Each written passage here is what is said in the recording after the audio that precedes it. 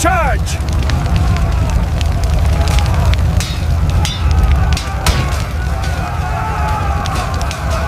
What if a royal princess became the deadliest gladiator in Rome?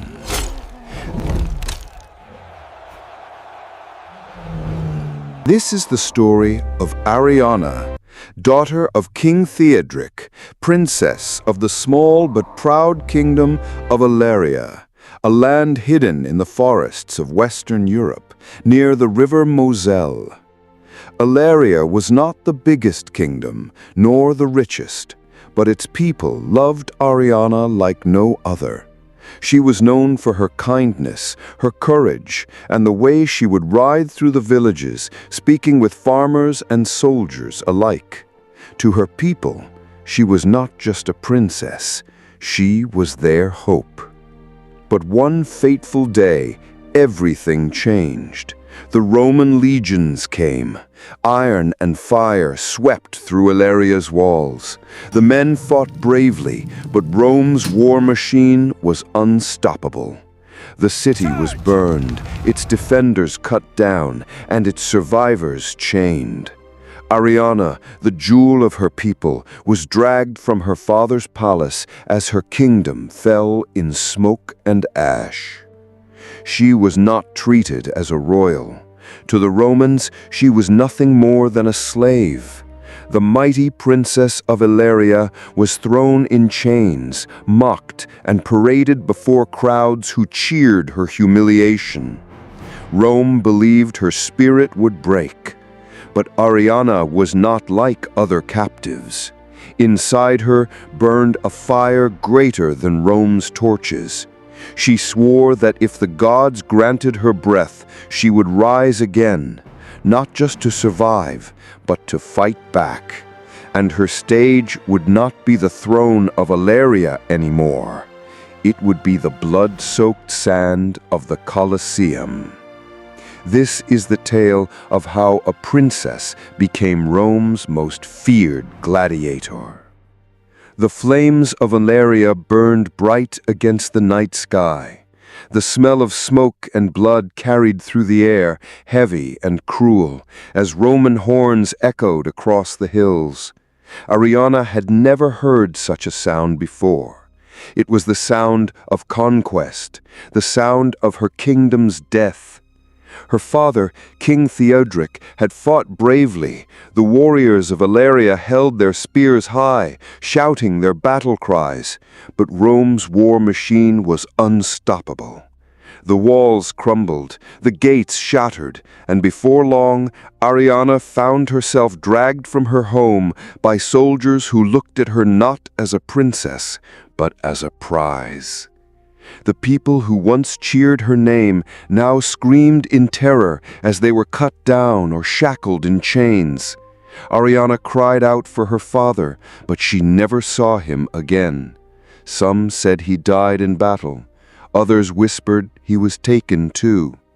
But Ariana knew the truth in her heart. Rome wanted her, not him.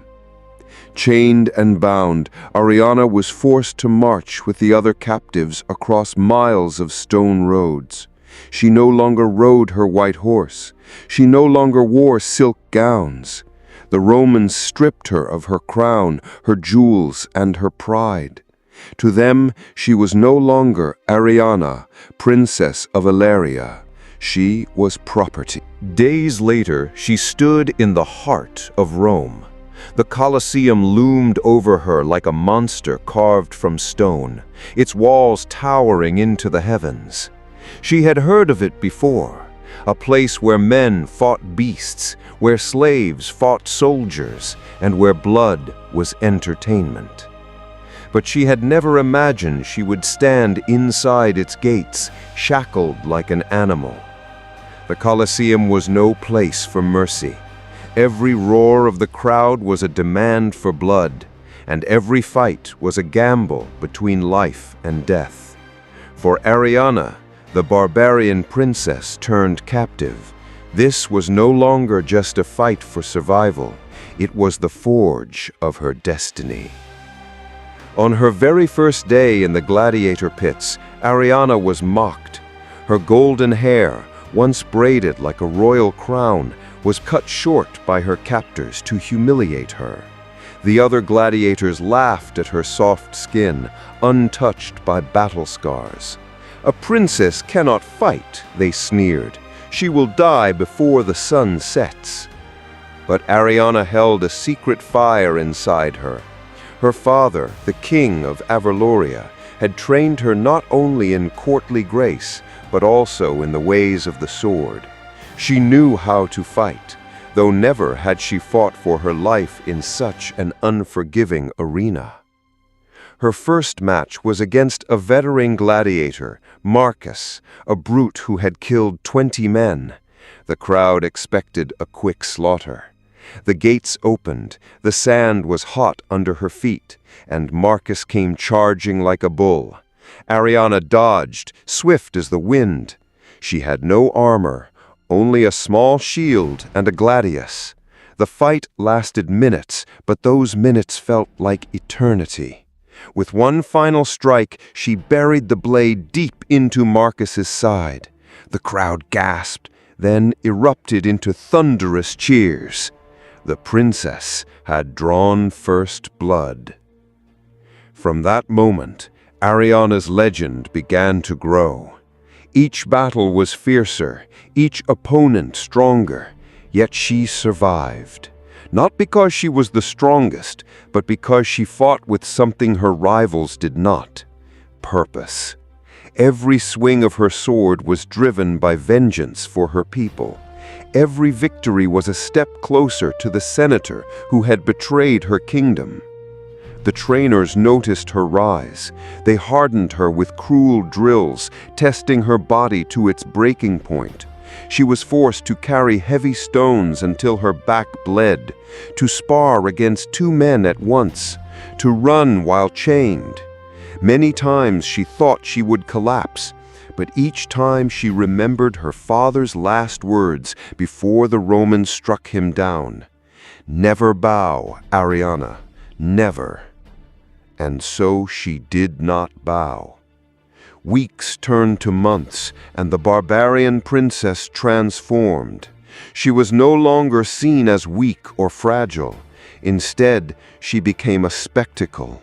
The Romans began to chant her name: Ariana, the Golden Fury, Ariana, the Lioness of the North.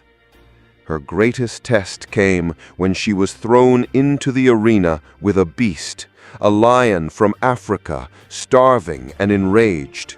The crowd screamed for blood. The gate opened, and the lion charged across the sand. Ariana stood her ground, her heart pounding. At the last moment, she sidestepped, plunging her spear into its side. The beast writhed, but Ariana showed no fear. She pressed the attack, striking again and again, until the lion collapsed. When she raised her weapon in victory, the Colosseum thundered so loudly it felt as though Rome itself shook. But Ariana did not smile. She knew her path was still long. Each fight gave her fame, yes, but fame was not her goal. Her eyes were set higher. She wanted freedom, she wanted justice, and most of all, she wanted revenge against Senator Cassian, the man whose lies had led Rome's legions to her homeland, whose greed had enslaved her people. The Colosseum had taken away her crown, her family, and her kingdom. But in its place, it gave her something new: power. And Ariana knew how to wield it. As the crowd cheered her name, Ariana whispered to herself, "This is not the end. This is the beginning." The princess was gone. In her place stood a gladiator, a warrior, and soon Rome would tremble because of her.